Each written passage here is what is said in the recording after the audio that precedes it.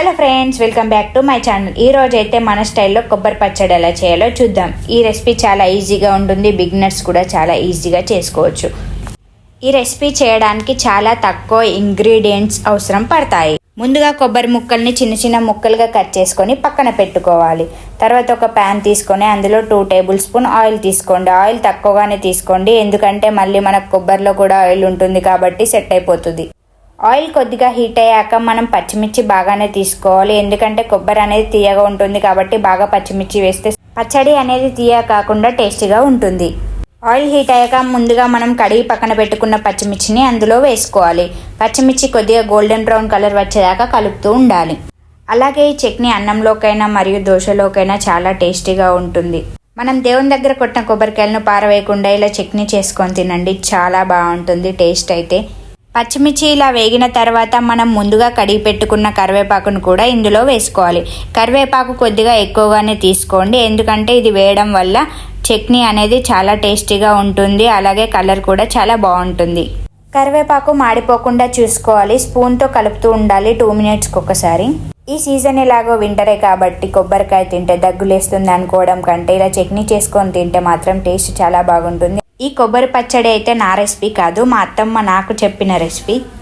ఈ కరివేపాకు గోలడానికి కొద్దిగా సమయం ఎక్కువగానే పడుతుంది, ఎందుకంటే మంటను సిమ్ములో పెట్టుకుంటాం కాబట్టి కరివేపాకు మంచిగా గోలుతుంది. అలాగే పెద్ద మంట పెడితే మాత్రం కరివేపాకు మొత్తం మాడిపోతుంది.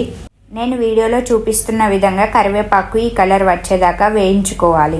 ఇందులోనే పొట్టు తీసి పెట్టుకున్న 7-8 వరకు వెల్లుల్లి రెబ్బలు కూడా వేసుకొని కలుపుకోవాలి.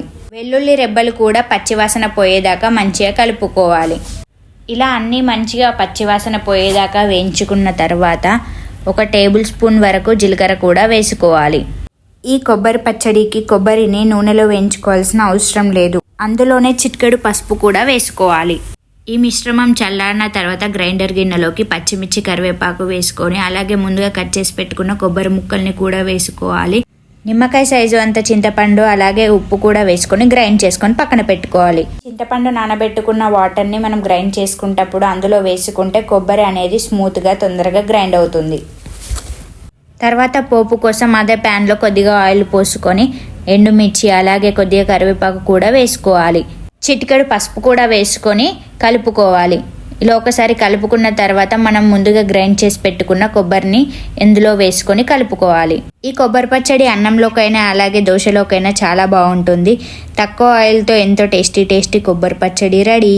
ఈ కొబ్బరి పచ్చడి ఒక్క రోజులోనే ఏమి పాడవ్వదు, ఉప్పు సరిగ్గా వేసుకుంటే 2-3 డేస్ వరకు కూడా బాగానే ఉంటుంది.